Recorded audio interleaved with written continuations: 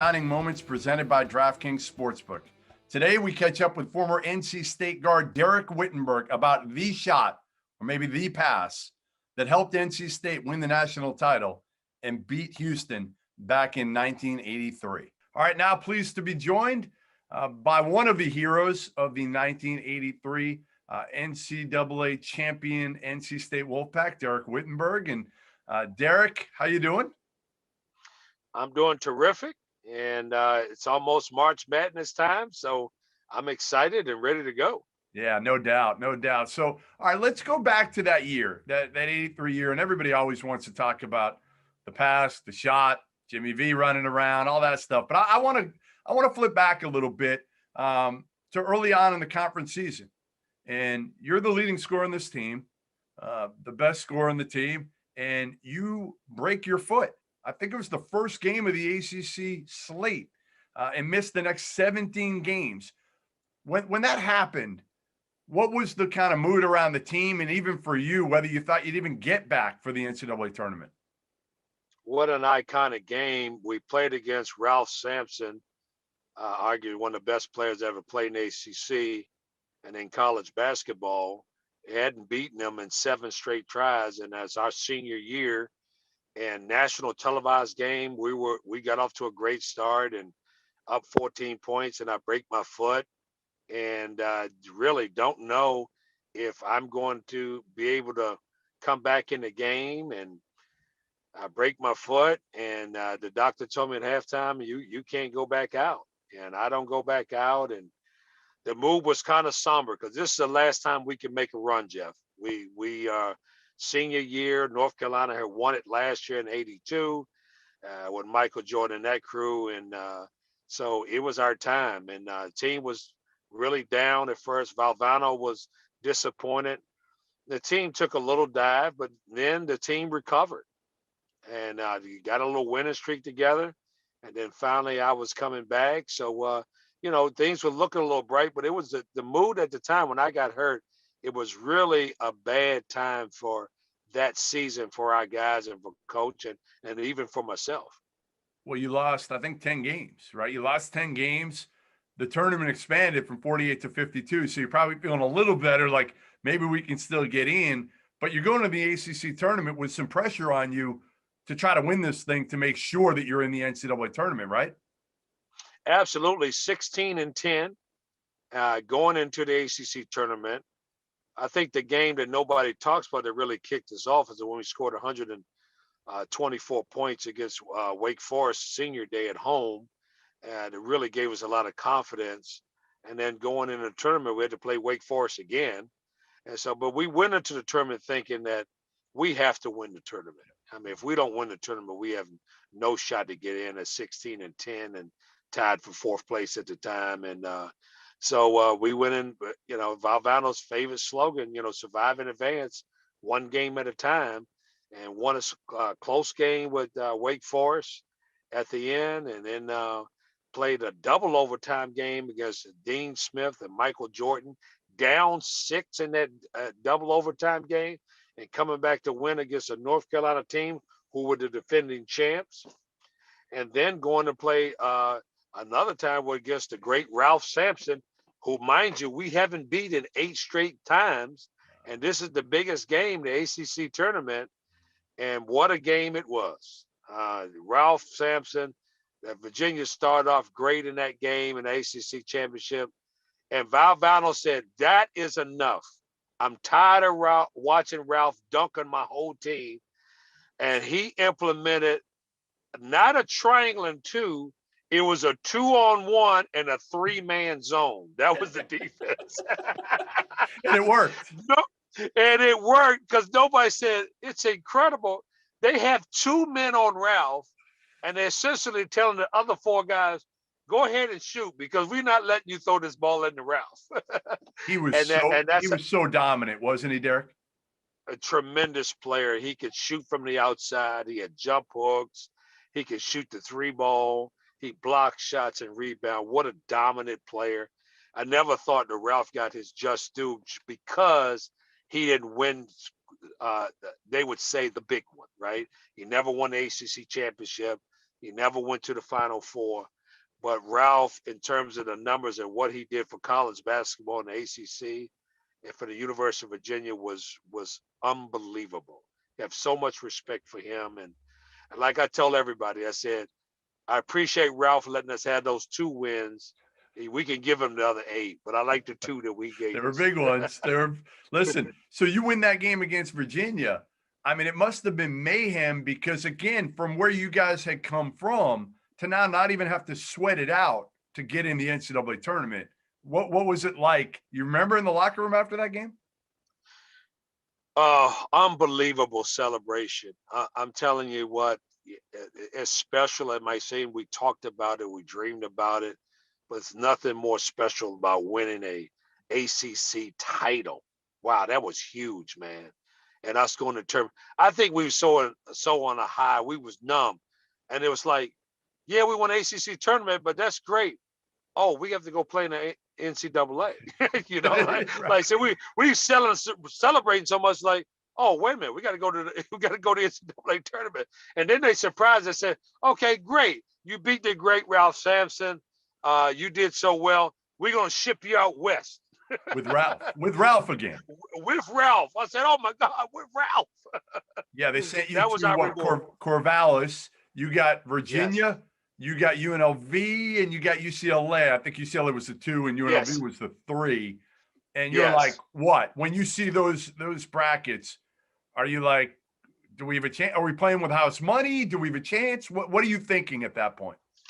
Well, I think if you look at from a coach's perspective and Valvano and the staff and us, we were kids back then, right? So we were just excited that we were 1 game at a time. Valvano had etched that in our minds that we didn't look at the brackets. We looked at that 1 game, that game Pepperdine, right? And we got to win that game. That's what survive in advance is. Yeah. Win that 1 game, and that was our focus. Go to the next game. UNLV, great team, number 2 in the country at the time, Sid Green, the late Jerry Tarkanian, great. We have to prepare for them. But mind you, our confidence is at an all-time high. We just beat Ralph Sampson, Michael Jordan, the best conference in the country, ACC. We didn't fear anybody. We respected everybody, but we didn't fear anybody. And so our preparation, following the leadership of Valvano, 1 game at a time, 1 team at a time. So that was our focus going forward. And we snipped UNLV by 1 point. Great last second shot by Thurl Bailey there.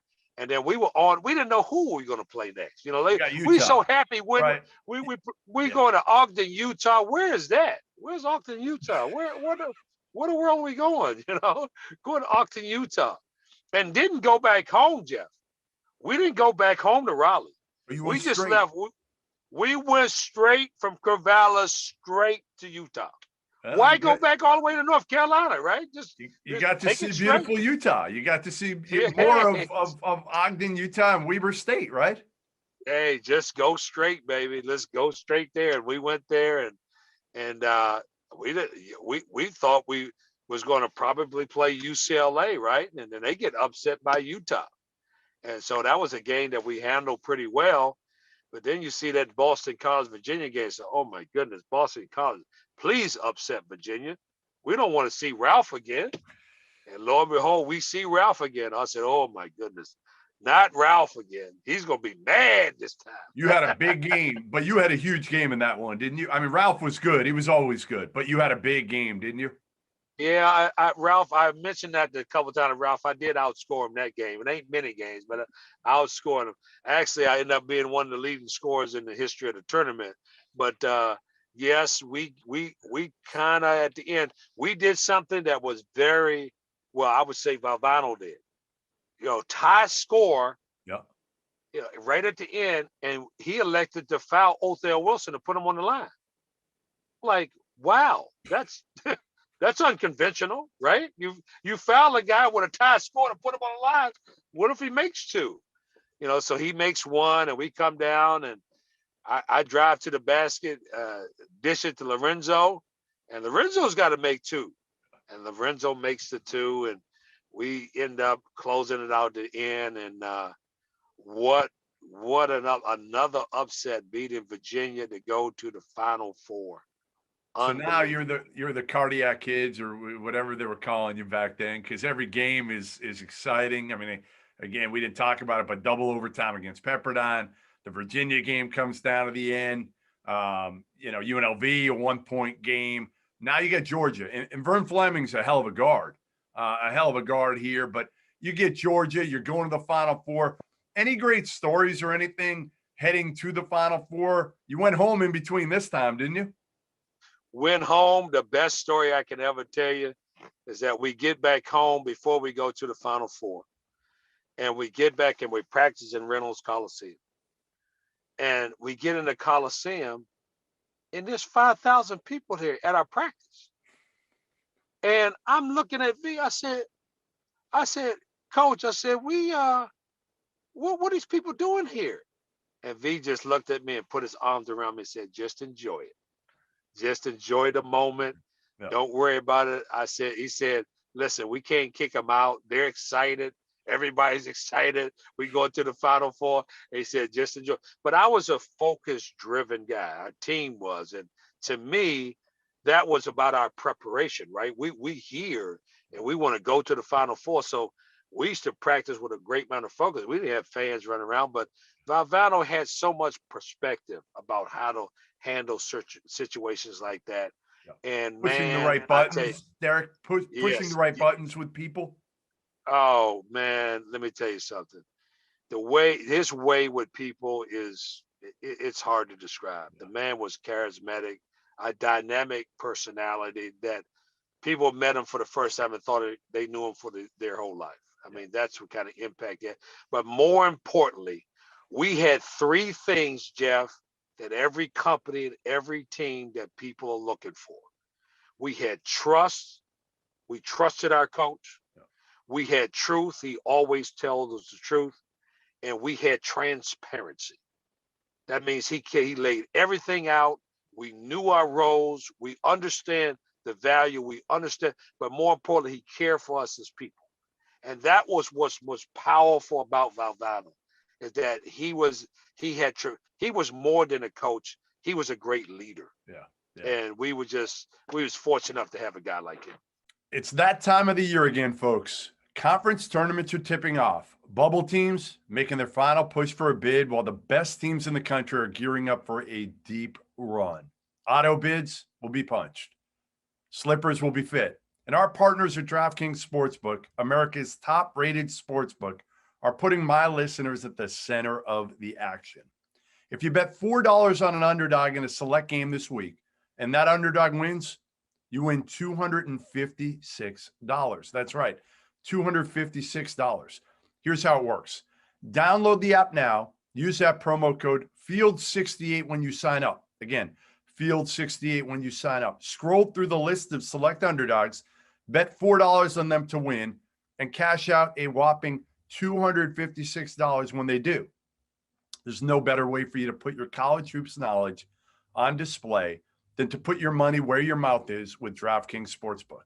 It's safe, it's secure, it's reliable, and you can deposit and withdraw your funds at your convenience. So remember, that's the code FIELD68. Again, FIELD68 to turn $4 into $256. For a limited time only, you must be 21 years or older. Restrictions apply. Go to DraftKings.com for details. Gambling problem? Call 1-800-GAMBLER. So you get past Vern in Georgia, and now you got Houston. You got, Five Slamma Jamma. You got Hakeem, and you got Clyde the Glide. Like two future Hall of Famers, two elite level players. I don't know how many people gave you much of a shot in this one other than you guys in the locker room, your families, and Jimmy V. Probably not many. Well, I will give you another story. It's going to be in my book, but I'm going to give it to you anyway, Jeff. There was one coach in the Final Four in the hotel. I think it was a Westin in Albuquerque. I just got this story from a friend of mine. There was a coach named Will Jones, the late Will Jones, that won the national championship at UDC in Washington, D.C. They said he was in the lobby and had a few drinks. He was in the lobby, the championship, the day before the championship game. because he coached Sydney and I in AAU back in DC. And he said, those two little guards and Thurl Bailey, I'm telling you, everybody that the NC State and the guys from DC are going to whoop Houston. He's the only coach, the late Will Jones, that said that NC State can win. He's the only coach in the history of the NCAA. I can tell you that story right now. The first time I've ever told it. That's great. That Will Jones thought we could win that game. Oh. He's the only guy. And us, our team, and Will Jones. So was there any, you go out there for this game, and again, like Ralph and Akeem were like two of the greatest, period. The greatest. Did you walk on that court still feeling like, hey, we got this one? Or did it take a little while before you knew you could play with them and beat them? Jeff, we were so focused that, like I said, we wasn't in awe of anybody. We respected every team we played against. And we thought that, we played against Ralph Sampson. We played against North Carolina, two great teams, played in a great conference. So we understood the competition. But Jeff, there's one guy that makes you go, ooh. Elijah was in a different space. You didn't want to look over there because when we saw that Louisville game and Houston game, that semifinals game, he was the guy you said, uh-oh, he's a problem. He's the real deal. How do we deal with him? He can block shots. He can score. He can rebound. I mean, what do we do with this guy? This guy was an intimidating force like Ralph, but, he was different. And so that was the guy that we was concerned about. But our game was from the outside anywhere, with Thurl really doing a nice job around the back. And look, we had size now. People forget, Jeff. Right. You got Thurl at 6'11", Cozell at 6'11", Lorenzo at 6'8", and then the two little fire plugs, me and Sydney. So we had a pretty good sized team. Yeah. So we wasn't at awe, but Elijah was, we never played any trick defenses against Ralph. We were more concerned with Michael Young because he's such a great scorer and left-handed kid that really shoot it. So we wanted to make sure that we keep our eyes on him. We did play a little boxing one on him at one time, but Elijah was the guy we had to really focus on. Well, you gave him his. He earned his. It's not like you did much, but you did do a great job against Clyde, and that really enabled you guys to have a good chance at the end of the game. When obviously the play that everybody remembers, you've probably gone through it a million times at this point. Take me through it. Thurl, throws a pass that's not the greatest pass in the world. Somehow you get the ball and you jack up whatever you could at that point, and then all hell broke loose. Well, it starts off with the timeout, Jeff. So we get a timeout. It's tie score. Everybody's excited. We're going to run the 5 play, right? Thurl off the double screen on the other side to the left side of the baseline. I'm going to have the floor cleared on the right for a one-on-one. That's the play. That's what we're going to run. We get out there, and then the 1-3-1 trap. And it's like one of those deals like, you didn't hey, expect that. You didn't tell us they're going to be in a 1-3-1 trap. So it is a 1-3-1 trap. So, you pushing the ball around, we pass it around. One thing that's in our head is that we know we want to take the last shot. We don't know when, but we want to take the last shot. So as we pass this around, there's kind of awareness and a clock in your head. So when the ball finally got to Thurl in the corner, he couldn't pass it to Sydney, who was right there on the baseline. So he saw me, so he throws this cross-court pass. I'm going like, oh, my goodness, here it is. Cross-court pass, they're going to steal it. And luckily, I reached for it. And in my head, I thought, I knew the time was going to be short. I know I didn't have time to look up at the clock. So I just said, I got to make a play. And I caught it.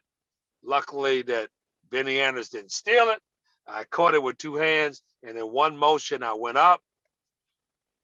Nice pass to Lorenzo Charles. Bam, slam for the national championship, and then we go crazy. And the story tells you that Valvano was running around looking for somebody to hug.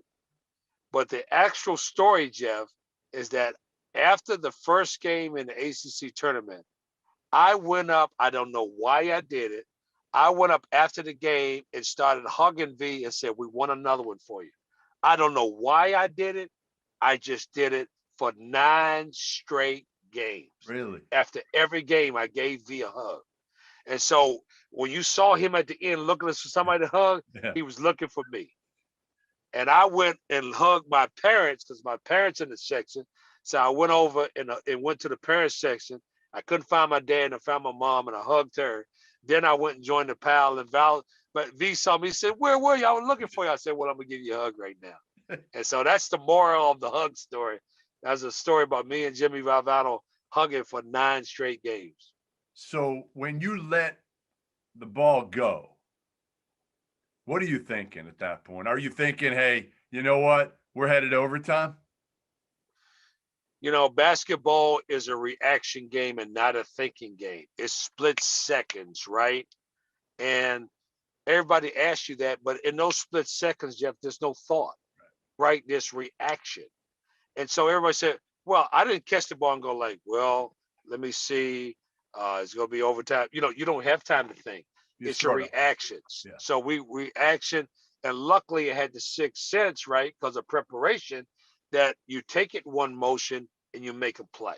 Yeah. So to ask your question, no thought process. It was a reaction, and I understood what the time and score was and what we needed to do, and sometimes you got to be a little lucky. The play worked out for us.